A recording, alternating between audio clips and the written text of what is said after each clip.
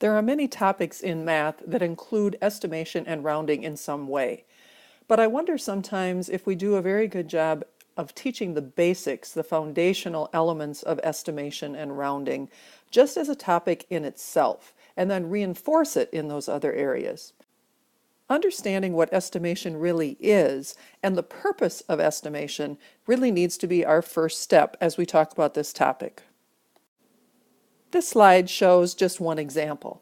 If I own a dog and I buy a bag of hard dog food for my dog, and I know how much my dog eats each day, I need to be able to estimate and calculate what size bag do I need. So if I look at the details of this problem and all the information that's there, I can start thinking, okay, my dog eats 1.5 cups every day of his food. So I'm going to say there are just about 30 days in each month as an estimate. So if my dog were eating 1 cup a day, that would be 30 cups. But he eats 1.5 cups, so that's another ½ cup every day, which means another 15 cups. So my dog is eating about 45 cups of hard dog food every day. The small bag of dog food that I can buy in the store is 25 pounds, and I know that there are about 4 cups in every pound. And so that means that I have about 100 cups of dog food in that small bag. So a small bag will be plenty to get me through the month. This kind of thinking is logical thinking. It's using math in the real world. It's not typically how estimating and rounding is taught in the classroom. It's often taught more mathematically. So to begin, we need to get back to these basics. What is the purpose of estimation and how do we use it? Why is it important? Once we make that case to our students, they will be much more willing to learn this skill because they know it will benefit them. Rounding and estimating is really all about seeing the halfway point in something. We can start with things that are very logical to kids. We can start with things like you're walking to a friend's house and you're almost there and you're really thirsty and you need a drink. Do you keep going? Do you go back? And we can talk about that halfway point. What makes the most sense? Which one are we closer to? We want to use a lot of that kind of language when we teach this to kids. We want to use language that they understand. Closer to, about. Those kinds of things are logical. And when we start using concrete objects as we head more toward the mathematical side of estimation and rounding, we also want to make sure that students can see it. So we use concrete objects. For example, if I use a base 10 block like this, and I say to my students, this is my whole, where is the halfway point? So students could cut this in half any way that they wish to. They could count down 1, 2, 3, 4, 5, and they could say, the halfway point is about here.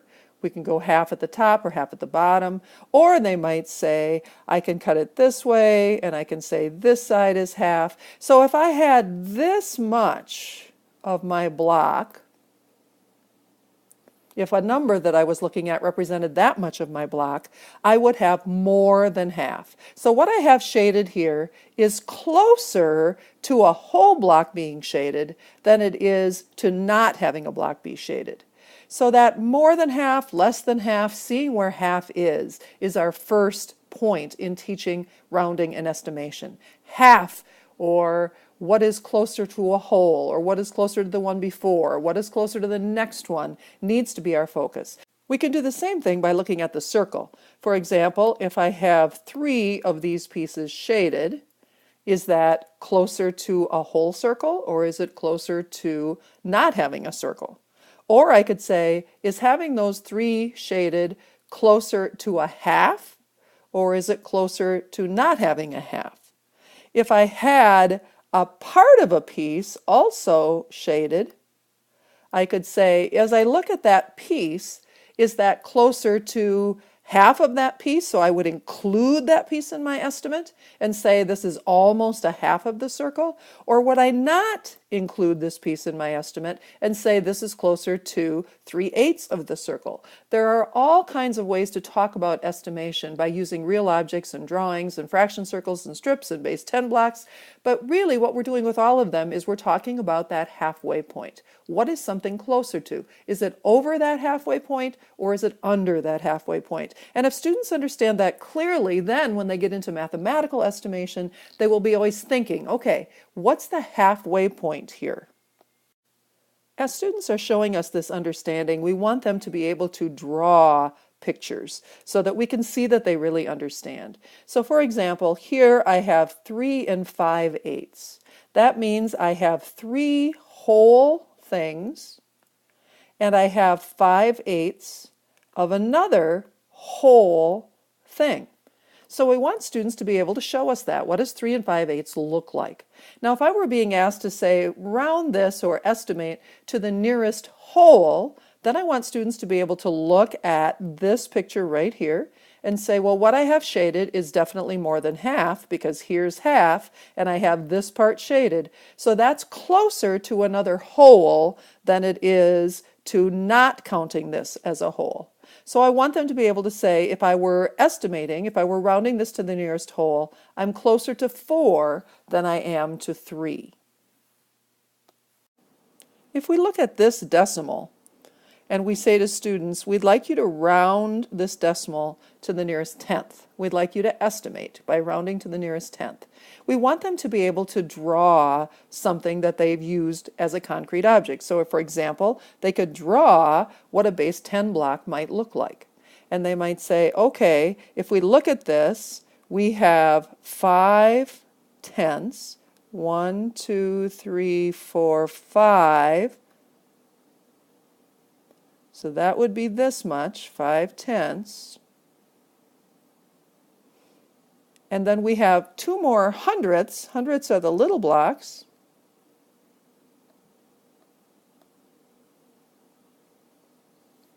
And then we would have 4 thousandths. 4 thousandths isn't even one of those 100 blocks. It's so tiny we could hardly see it in the next block. So we would want our students to look at this now and then say, okay, as I look at this number, this decimal, is it closer to 5/10 or is it closer to 6/10? If I'm estimating by rounding to the nearest tenth, that's my question. Is it closer to the 5/10 that I started with, or is it close enough to get me to the 6/10? Is it more than halfway there? So as I look at my extra piece here, I would be looking at that 6/10 and asking myself the question, is there more than half there? Where's my halfway point? And obviously I'm not at the halfway point, so if I look back I would say this is definitely closer to 5/10 than it is to 6/10. They can see it. Students can actually picture what that halfway point looks like. So once students have worked with concrete objects and they've drawn pictures and they've been able to clearly express that idea of halfway, what is something closer to if I consider the halfway point, then we're ready to maybe think about this mathematically. So we want them to understand mathematically what that halfway point looks like, hopefully without having to draw the picture. So for example, if I have 523 and I'm going to estimate by rounding to the nearest 10, students should be able to say, well, that means that that's between 520 and 530, because 20 is in the tens place now, the 2, and 30 would represent the next 10. So now I have to go back and look at my number again and say, well, after my 10, I have 3. And if I'm rounding to the nearest 10, I know that the halfway point is 5. So if I have 5 or more, I would round to the next. If I have less than 5, I stay where I am. I have 3. That's less than 5, so I'm going to stay where I am.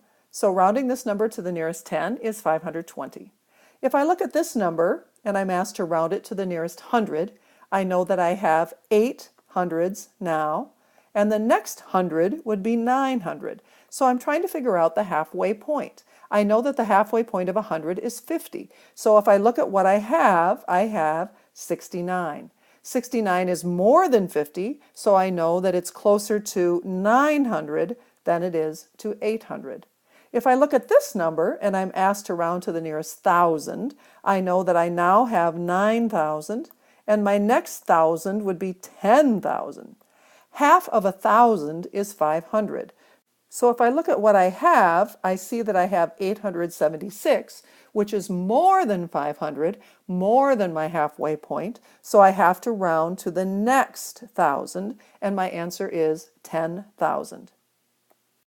In all of these situations, we're thinking about that halfway point. Is it more than half or is it less than half? If it's less than half, I stay where I am. If it's more than half, I'm going up to the next whole, whatever that whole is, whatever I'm rounding to.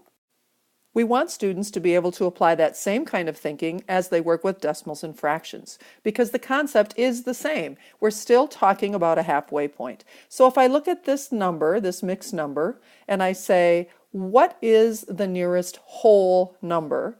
We have 3, and our next whole number would be 4. So I need to look at this and say, what would be my halfway point? Now I can actually think of this in quite a few different ways. And we want to make sure we allow students to think of that in different ways. For example, some students may think of this as 356 thousandths, and they may want to think about estimating by looking at those thousands. Other students may be confused by that, and we may want to keep this simpler for them. So we may say to them, well, remember, we have 3/10, and no matter what we have afterwards, even if that makes that a bigger to another tenth, 3/10 is not more than half of a whole. To have half of a whole, we have to have 5/10. 5/10 would be our halfway point as we look at half of a whole with decimals, 5/10.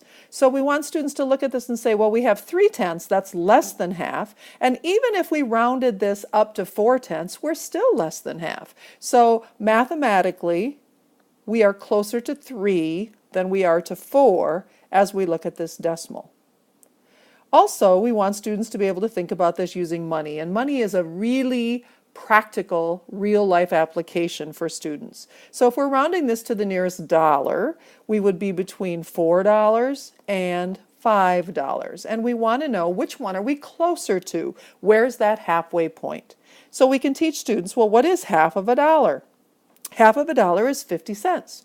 So is that more than 50 cents or is that less than 50 cents? It's less. So we are closer to $4 than we are to $5. Now, of course, we want students to think practically, however. If they're in a store and they're buying something, it may not be in their best interest to round this down to $4. So we always have to be thinking about the purpose. But mathematically, if we estimate by rounding this to the nearest dollar, we are at $4.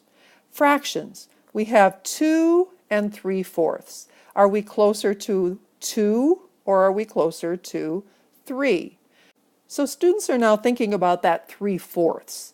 They're thinking about a whole divided into fourths, and half of that whole would be 2/4. So if 2/4 is our halfway point, then we can look at our fraction and we can say, well, are we bigger than 2/4? Or are we smaller than 2/4? And here, of course, we are bigger. We have 3/4, which means that if we estimate by rounding to the nearest whole, we would choose 3, because 3/4 is closer to 3 than it is to 2. It's over that halfway point. A number line is another way to help students with the fraction piece of this. Number lines can make it very clear if we're closer to one number than the other number. And while this is really more conceptual than it is mathematical, it still helps them understand the math, so it can be important. So if I have 1 and 3/4, that means I have 1 and 3/4 of another. That means my distance is divided into 4 parts. And I have 3 of those parts, 1, 2, 3. So there's my 3/4. So I'm actually closer to 2 than I am to 1 if I'm estimating to the nearest whole. If I have 2.5, here's my 2, and here's my half. Half is the halfway point. So again, we would just teach students that someone has decided that we will always round up when we're at the halfway point. So if we estimate by rounding to the nearest whole number, and our number is 2.5, our answer is going to be 3. If we have 4 3/5, that means we have 4 3/5 of another, which means that we're dividing our whole thing here into 5 parts. So approximately 1, 2, 3, 4, 5, and we have 3 of those. 1, 2, 3. So there's our 3/5. That's where its home is. That's where it lives. So if we have 4 3/5, we're actually closer to 5 than we are to 4.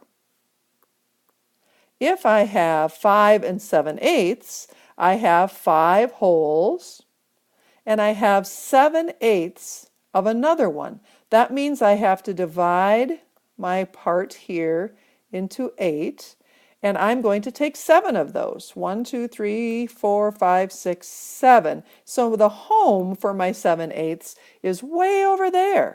So if I'm rounding to the nearest whole, I'm definitely closer to 6 here than I am to 5, which means that 5 7/8 rounded to the nearest whole would be 6. It's all about that halfway point. It's all about picturing where half is between 3 and 4 and deciding, am I closer to this? Am I closer to this? And no matter what we're rounding to or how we're estimating, mathematically, that's what we're trying to figure out. Once we've taught this conceptually, of course we want to get students to the fastest way to do this. And in many classrooms, this is how this is taught. So if we were looking at this first problem and we were saying, please estimate the answer by rounding to the nearest 100, this might be what happens with students.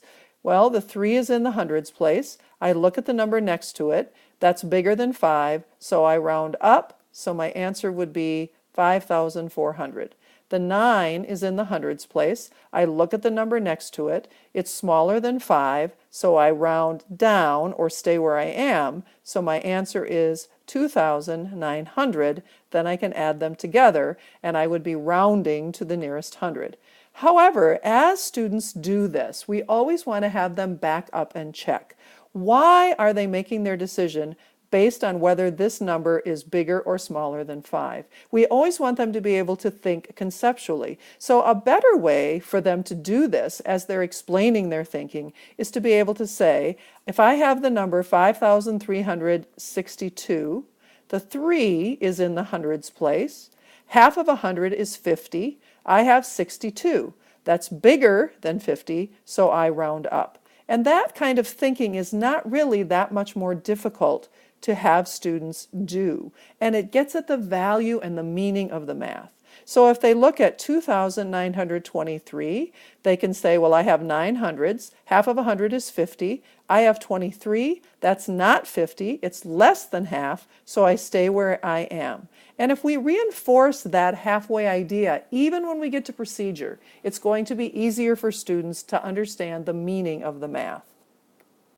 This is also what we want students to do when they're rounding to the nearest whole number using decimals. For example, many students would look at this number and they would say, wow, that's a lot of numbers. And they would think automatically that somehow this is bigger than this.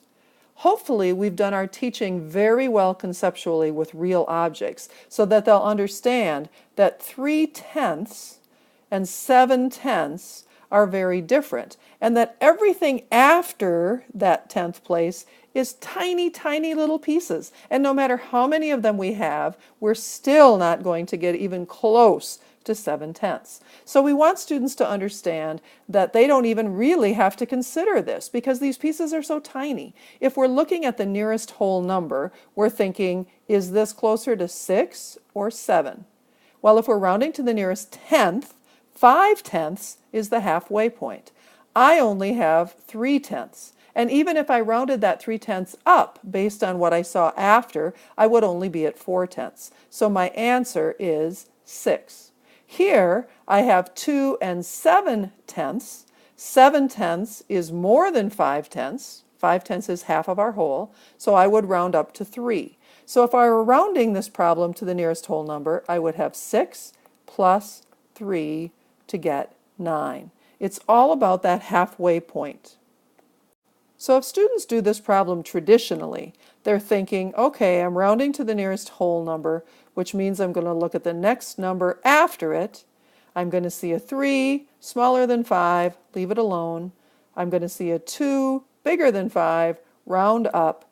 But again, can they tell you why that bigger or smaller than 5 works? Can they identify the halfway point of the value of that number? We need to make sure they can. Otherwise, they're just following rules, and they may forget rules. Rules isn't math meaning. We always need to reinforce that estimation is something that helps us. It's not just a procedure we're doing because on page 25 of our textbook, it's asking us to round and estimate. There are real life purposes for this, and we want to make sure that the conceptual understanding and the procedural understanding help students use this tool. So for example, if my grandmother gave me $100 to buy some soccer equipment because I'm beginning my soccer season, and if these are the things I want to buy in the store with that $100, I want my students to be able to say, okay, well, this is about $50, this is about $30, this is about $10, this is about $30, and make a really rough estimate. Do I have enough money from my grandmother's $100 to buy all these things if I estimate in this way? And the answer is no. 50 plus 30 is 80, 90. This is $120. Now students might say, well, you know what, that's a really rough estimate. How about if I estimate a little more closely? So I'll go back to the nearest dollar. $46, $31, $11, $29. Now do I have enough if I think about it this way? 6, 7, 8, 17, 5, 6, 7, 8, 9, 10, 11. Well, my estimate's a little more accurate, but I'm still way over. So I need to go back and rethink what I am going to not buy, or if I'm going to pay for one of these things with my own money. We want this to be practical.